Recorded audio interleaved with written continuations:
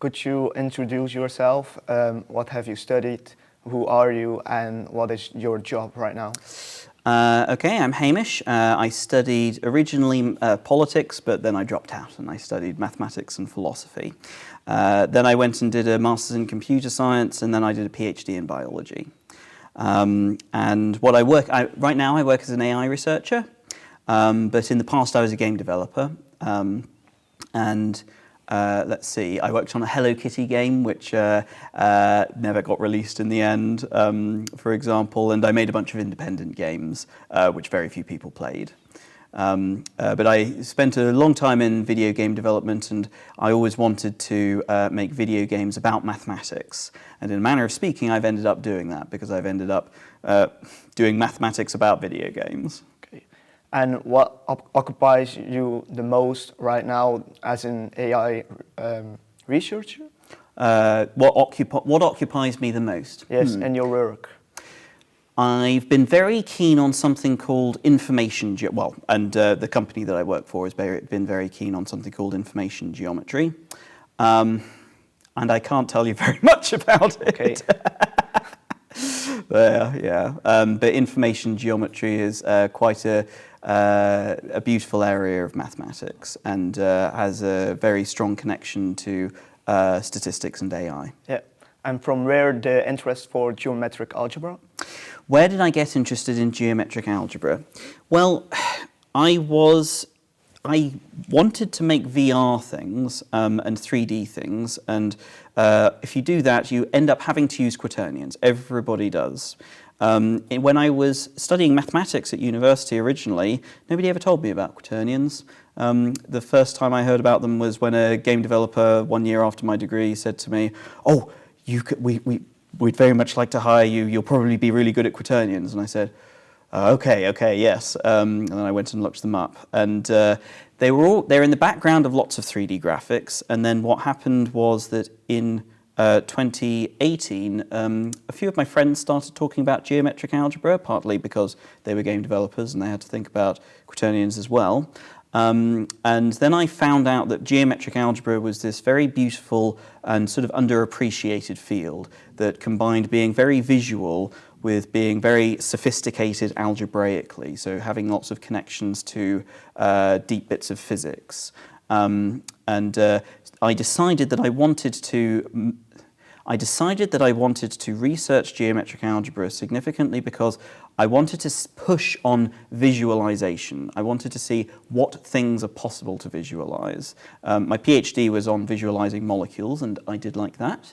But geometric algebra, it's at visualizing more abstract things, but also very, very beautiful things that people don't often get to see. Yeah. So that's your easy explanation for geometric algebra. Okay.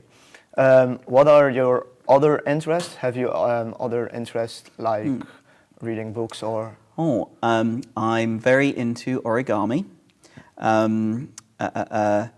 Nowadays, my wife and I, she does lots of sewing, and it's certainly not the case that I'm doing sewing, but what I've gotten into is a thing called Dynamic Land, where instead of a laptop, I work with a projector on a huge whiteboard, and I have a camera seeing a piece of paper on my desk.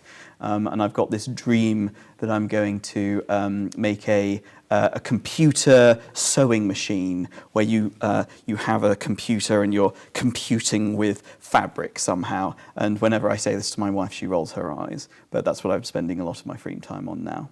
Okay. And what keeps you motivated? What gives you energy to keep working? It's a hard question. Yes, but a very good question, obviously.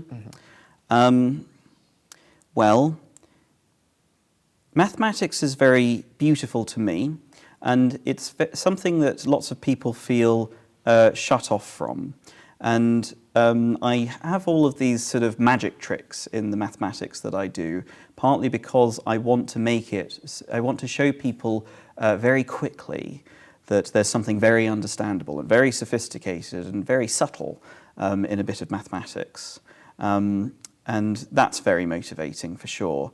Also, fundamental nature of the universe has always motivated me. So when I was a little kid, I liked thinking about what is the present? Like there's the past and then there's the future, and then the present, like how long does it last? Does it last a second? Like, no, it's got to be less than a second. And I was thinking about stuff like that, and like what was there before time began and stuff like that. And geometric algebra connects to mathematical physics, and mathematical physics is where people are trying to answer these slightly weird, almost childish questions, but ultimately, yes, those childish questions do connect to what people in theoretical physics are doing, and yes, that is very motivating for me.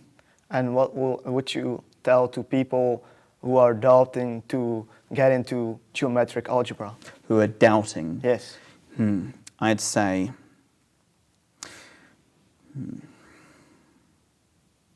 it depends on the way in which they doubted it. There's a few different sorts of objections that people give.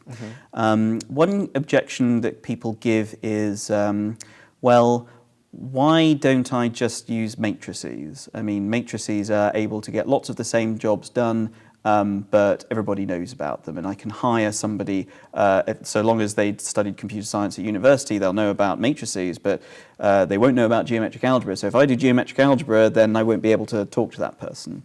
And to that person, I'd say, well, you need to have a combination of both. They're both tools that are good for different circumstances.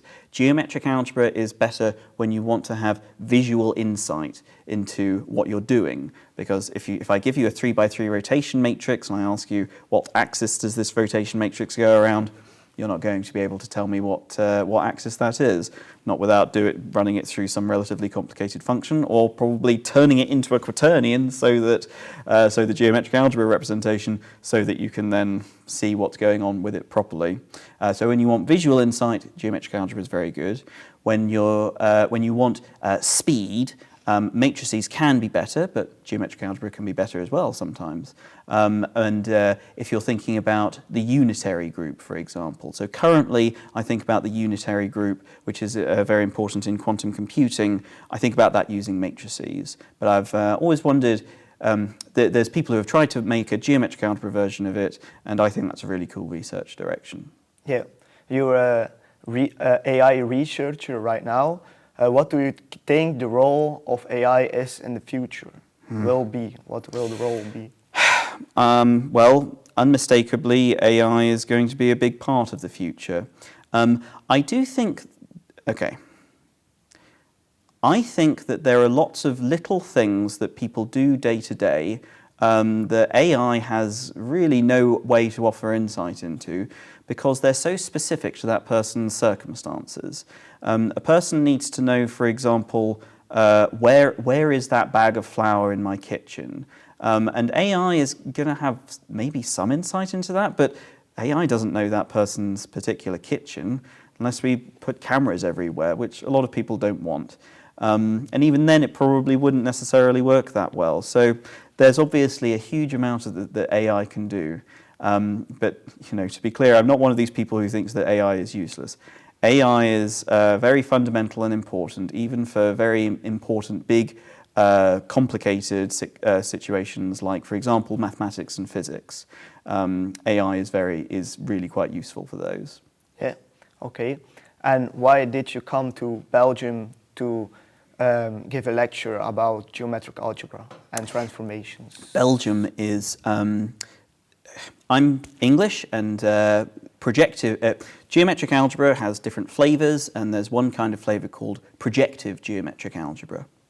And projective geometric algebra originally came from an English guy, but not many people paid attention to it. And it was in Belgium that you had Stephen de Kennick and his colleagues, and now you've got David Eelbode and Martin and Leo. So that's partly in the Netherlands, but that's the center of the world if you're thinking about projective geometric algebra. Okay, and what do people need to remember from your lecture today? Only 4 things. Number 1, everything is transformations. Number 2, transformations have invariance. For example, A rotation has a line invariant, and a scaling has a point invariant.